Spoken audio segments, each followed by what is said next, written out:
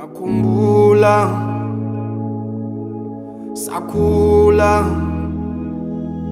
onke okwenzakala empilweni yami manje kuseyiphupho saphupha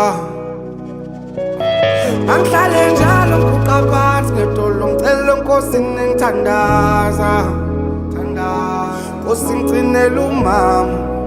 bona impumelelo yami saphila najabula thina ngibona impilo engcono umntanami manje umntanami umthwale ngangithwele inhlupheko ngathula umntanami Bongiseni, bongiseni, bongiseni, bongiseni,